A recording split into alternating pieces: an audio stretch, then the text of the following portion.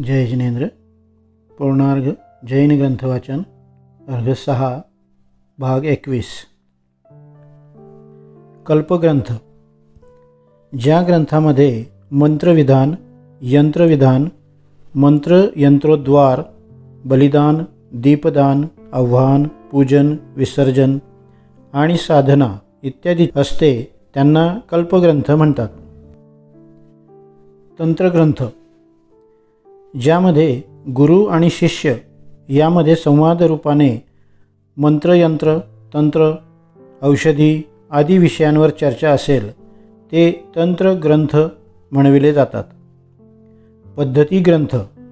ज्या ग्रंथात अनेक देवदेवींची साधना कशी करावी याचे विधान असते त्यांना पद्धती ग्रंथ म्हणतात. बीजकोश. मंत्रांच्या पारिभाषिक शब्दांना समजण्याची पद्धती दाखवून एका बीजाक्षराच्या अनेक व्याख्या केल्या जातात त्यास बीजकोश म्हणतात. मार्ग.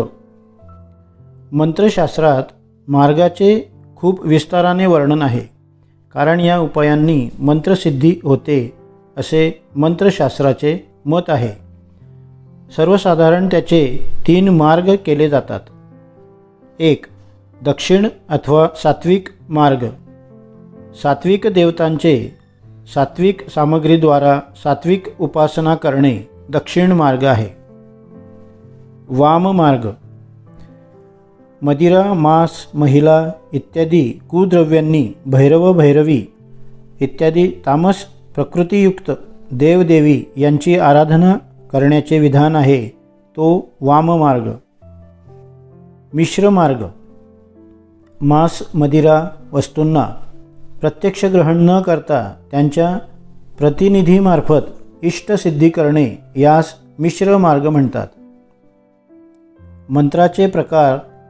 डॉक्टर नेमीचंद हे मंगलमंत्र नमोकार या ग्रंथात म्हणतात, मंत्रों का बार बार उच्चारण किसी सोते हुए को जगाने के समान है. यह प्रक्रिया इसी के तुल्य है जिस प्रकार किन्हीं 2 स्थानों के बीच बिजली का संबंध लगा दिया जाए.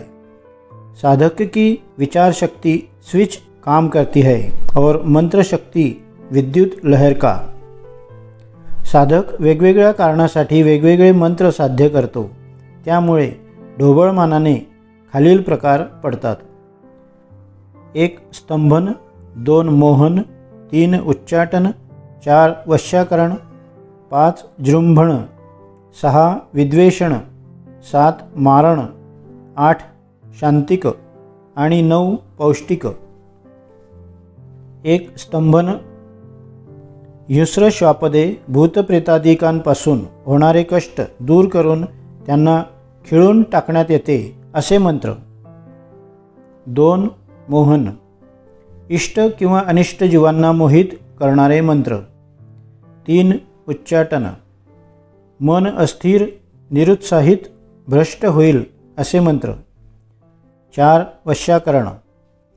इष्ट वस्तू किंवा व्यक्ती प्राप्त करून देणारे, मन वश करणारे मंत्र. 5. जृंभण. या मंत्राने भूत, प्रेत, शत्रू इत्यादी त्रस्त होतात. 6. विद्वेषण. या मंत्राने समाज, राष्ट्र इत्यादीमध्ये परस्पर कलह होतो. 7. मारण. या मंत्राने अनिष्ट व्यक्ती किंवा शत्रू यांना साधक प्राणदंड देऊ शकतो. 8. शांती. या मंत्राने व्याधी, भूतपिशाचादिकांच्या पीडा, अतिवृष्टी, अनावृष्टी इत्यादी शांत होतात. 9. पौष्टिक. या मंत्राने सुखसामग्रीची प्राप्ती होते. संप्रदाय.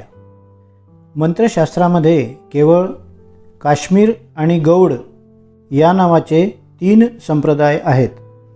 वैदिक धर्मामध्ये केरळ संप्रदाय, बौद्धामध्ये गौड आणि जैनांमध्ये काश्मीर संप्रदाय प्रचलित आहे.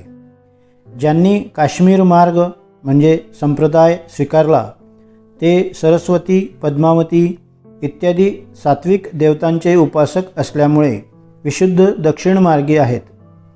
गौड संप्रदाय ज्यांनी स्वीकारला ते काली, तारा इत्यादी तामस देवतांचे आराधक असतात, म्हणून ते वाममार्गी आहेत. केरळ संप्रदाय मिश्रमार्गी आहे. यामध्ये प्रकट रूपाने तर दक्षिण आणि गुप्त रूपाने वाममार्गाचा आश्रय घेतला जातो. राजस प्रकृतीची महालक्ष्मी इत्यादी त्यांची उपास्य देवता आहे. कुलार्णव आदी ग्रंथांमध्ये संप्रदायांचा आश्रय घेणे अत्यंत आवश्यक समजले जाते. पीठ मंत्रसिद्धीसाठी खालील पीठांची आवश्यकता असते असे मंत्रशास्त्रातून वर्णन आहे. ते 4 पीठ असे: 1 श्मशानपीठ, 2 शवपीठ, 3 अरण्यपीठ, 4 श्यामापीठ. 1 श्मशानपीठ. भयानक स्मशानभूमीमध्ये जाऊन मंत्राची आराधना करणे स्मशानपीठ आहे. मंत्रसिद्धीचा जो काल असेल तितक्या काळापर्यंत यथाविधी स्मशानमध्ये साधना करावी लागते. भयवान पुरुष या पीठाचे अवलंब करू शकत नाही. 2 शवपीठ.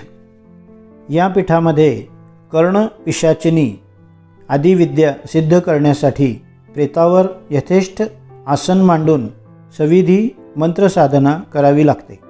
बहुधा कुदेवी देवता यांची सिद्धी या पीठासनाने केली जाते. 3 अरण्यपीठ. निर्जन अरण्यात जिथे हिंस्र पशु आहेत अशा अरण्यामध्ये जाऊन यथाविधी साधना करणे अरण्यपीठ आहे. निर्वाण मंत्राच्या सिद्धीसाठी हे पीठ योग्य आहे. सहसा निर्ग्रंथ मुनींनी भयानक अरण्यात तप केल्याची जास्त उदाहरणे आढळतात. यामुळे मनात इच्छा आकांक्षा नसताना देखील बऱ्याच सिद्धी त्यांना प्राप्त होतात.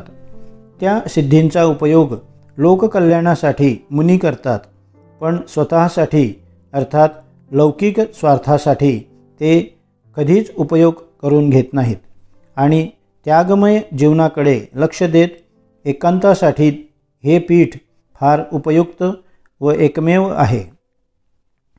4 श्यामापीठ.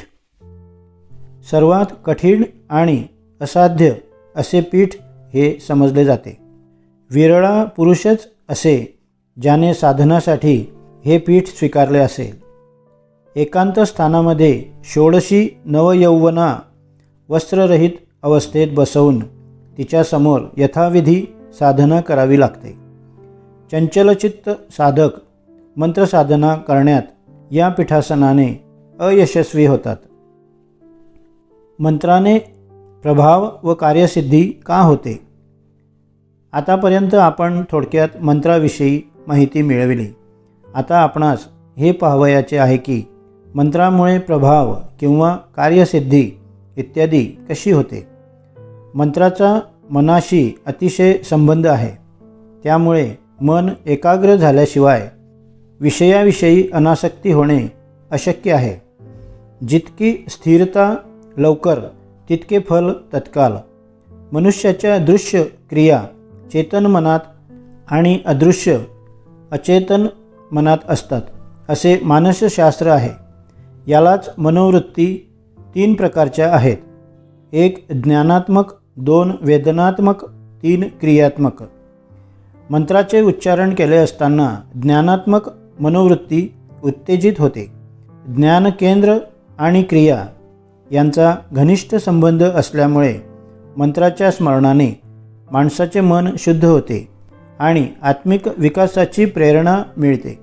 याशिवाय माणसाच्या भोजनाधिक ज्या मूल प्रवृत्ती आहे त्यांचे दमन, मार्गांतरीकरण, विलीन आणि शोधन होत राहते.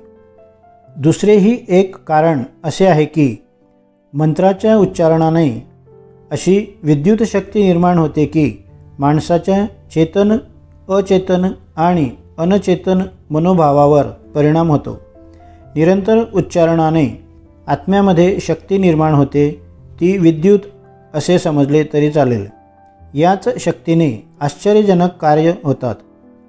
मंत्रशास्त्रामध्ये मंत्र कशावर लिहावे, का लिहावे, कसे लिहावे, कोणत्या मुहूर्तावर किंवा नक्षत्राधिकावर मंत्रसाधना करावी इत्यादी सर्व बाबींवर विशेष रूपाने अनेक ग्रंथातून चर्चा आलेली आहे. त्या सर्वांचे बाबतीत चर्चा करणे शक्य नाही. लेखाचे प्रारंभी दिलेल्या ग्रंथावरून विस्तार रुची वाचकांनी जाणून घ्यावे.